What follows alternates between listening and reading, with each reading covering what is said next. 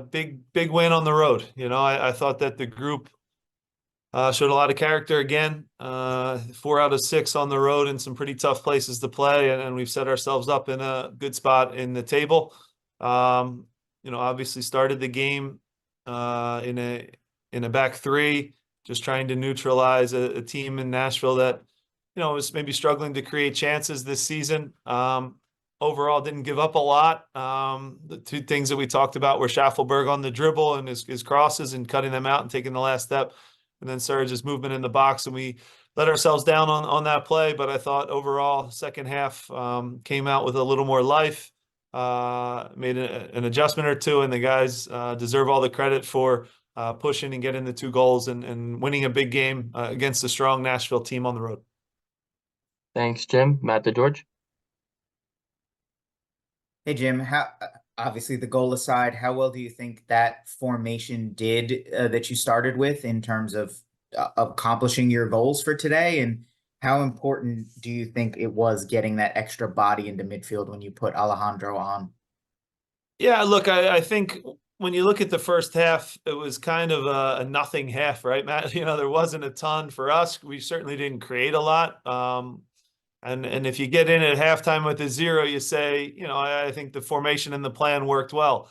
When you make a mistake and you concede the way we did, and you start to have a little bit of doubt. So not a ton of creation in that formation in the first half, but at the same time, didn't give up a lot. So I think there were some positives and some negatives. It's still something I think we can go to against a certain opponent. The thinking was, they played the same formation as us, and we wanted to mirror them, make it hard against a team that is at home and needs to push the game.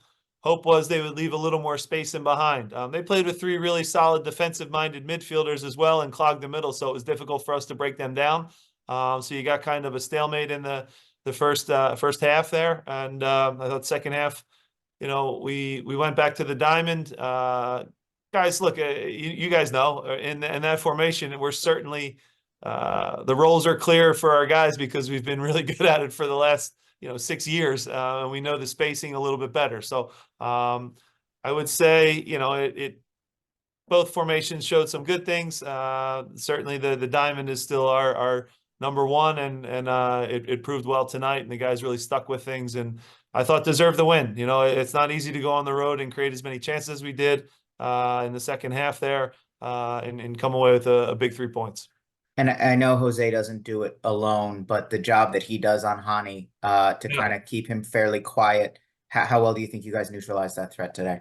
Yeah, Mukhtar's an MVP type player. And again, part of the reasons we played with 3 center backs is he doesn't play as a true striker. Serge would be up there and Mukhtar comes off the back line. And our message was one of the 3 center backs, go with him all the time. He's the best player on the field. He's the guy who can win the game by himself. So that was the thinking of playing with our 3 great center backs that we have. Always be releasing to him. So we're always still 2 center backs back there against their attacker.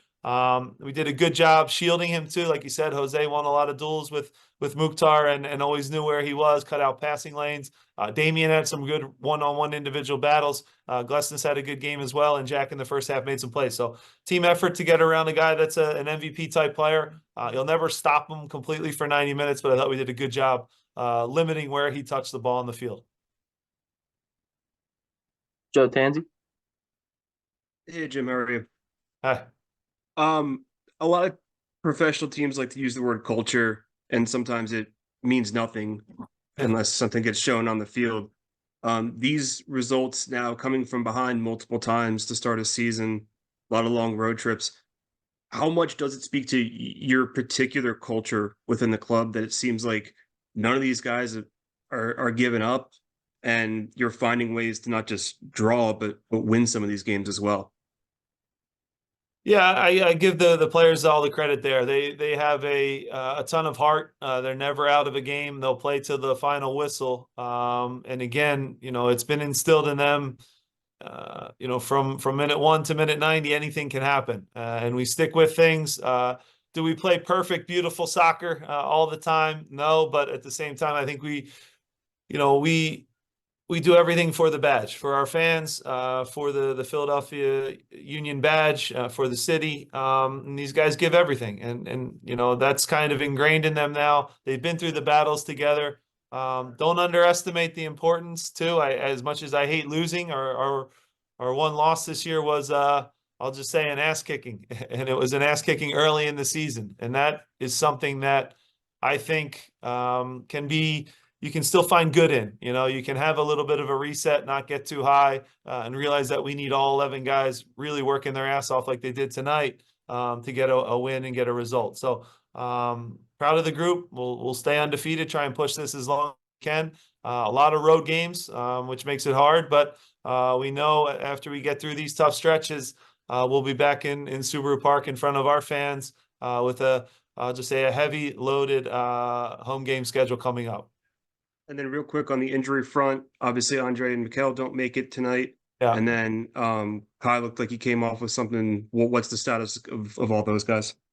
Yeah, Mikhail trained on Thursday. He has plantar fascia in his foot.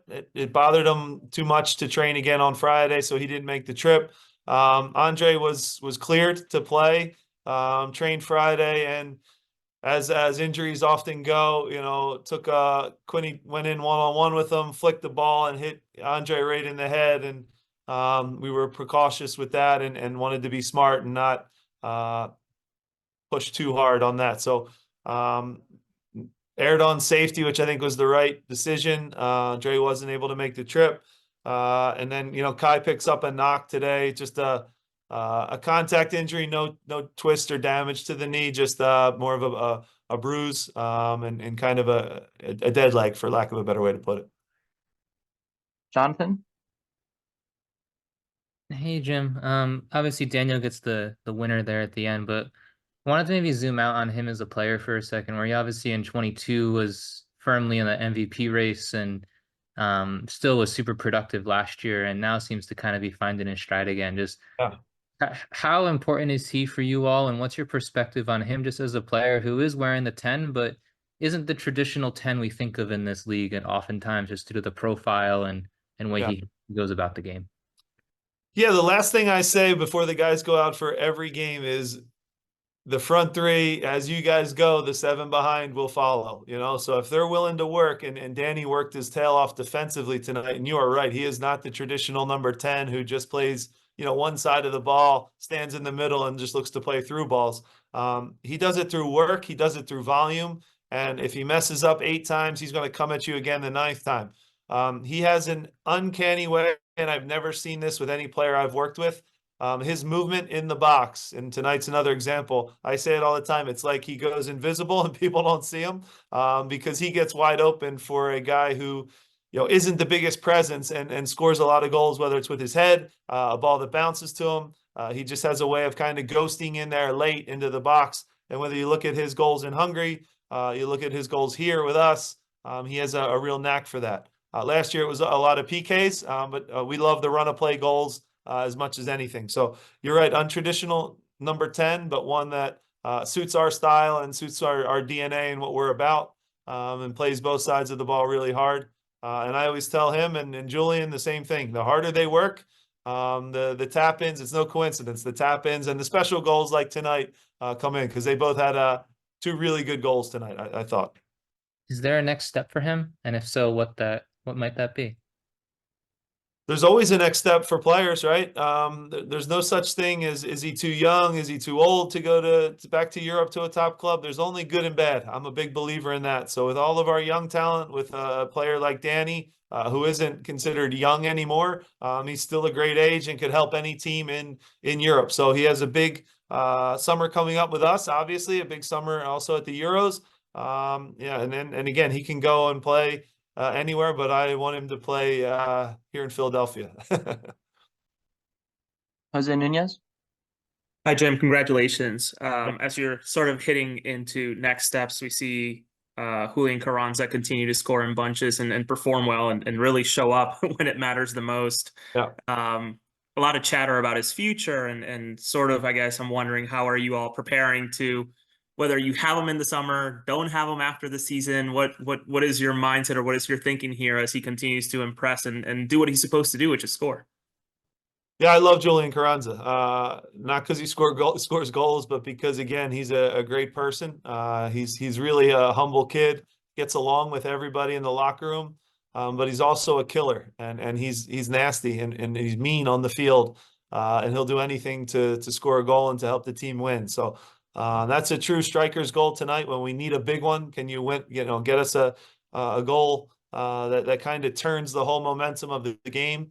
That's what the best strikers do. As far as him being here, like I've said before, I want our best players to stay here forever. I'm also not naive to know that a lot of clubs in Europe are going to come asking for him.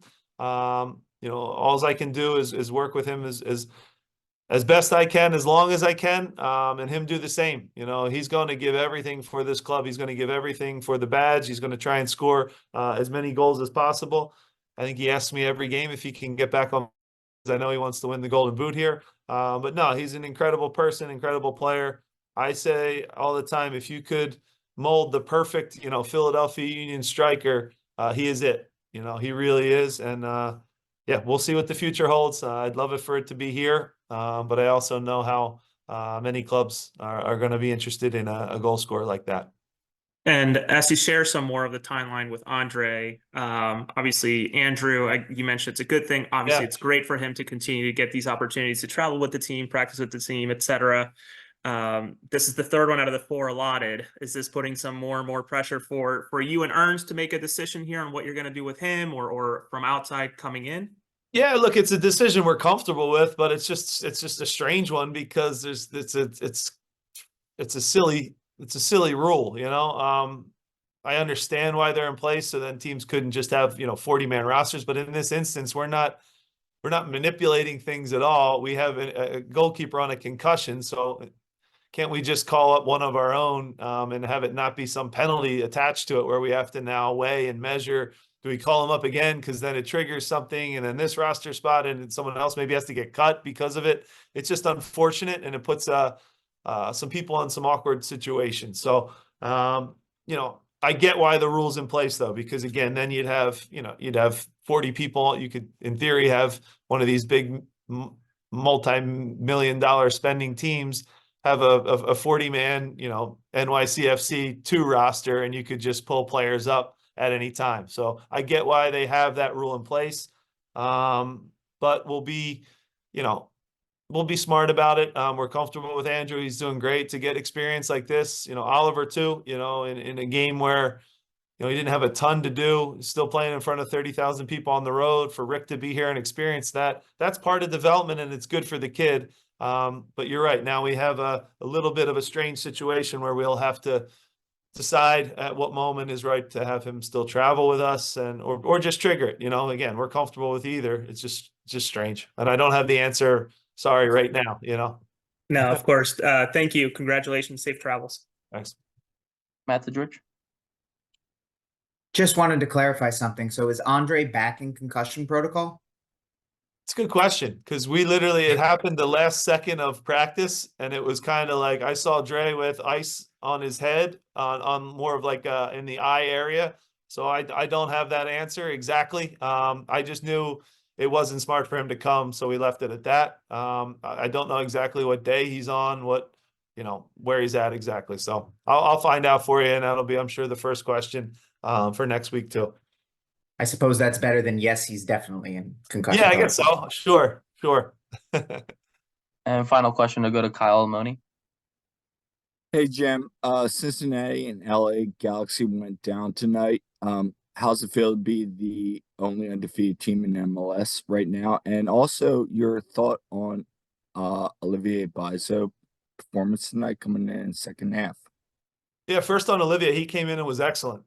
Gave us some real good attacking down that right-hand side, rolled a ball or two through Mukhtar's legs, and it led to opening up some passes. And the first goal he was big on, the pass that leads to the pass to make a play. So overall, really good. It's not easy, but again, these guys, you talk about the culture from the earlier question from Joe. these guys are all ready whenever they're called upon. And that is the definition of being a professional. They could easily, complain and go off in 2s and 3s and just sulk and be sad together and say, coach isn't giving me time or this and that. But instead they're just ready to go. And Olivier stepped in and to a fast-paced game and did a great job helping us for sure. As far as the undefeated thing, that's nice. We're going to try and push it as long as we can. I have given some incentive to the guys in this 2-game stretch here before we get a week where we have a little bit of a bye. Again, players are motivated by very simple things. Before, it's been pizza and beer for 3 consecutive shutouts with us. This time going into these last 2 road games, so Nashville and Atlanta, I said, for each win, I'll give you a day off, additional day off. Things happen on the field that maybe they have a little more urgency in certain moments, that these guys will, I'll just say, fight and die for days off as well. So they're human beings. So, I think that they're motivated by that. We'll try and push the unbeaten streak as long as possible. We know we have to go to Atlanta, which is a brutal place to play. But again, I told them, for each win, it'll be a day off. So they've added 1 day off during that stretch. 2 ties would have equaled 1 total day off. So just for the record there, so you guys all understand. But yeah, we'll see how we do. And it'll be a tough test down in Atlanta. We'll recover, regroup, hopefully get Andre back, hopefully get Mikel back, and go again. It's only worth it if you work for it. It's only worth it if you work for it. I won't stop till they hear me now. I won't stop till I wear the crown.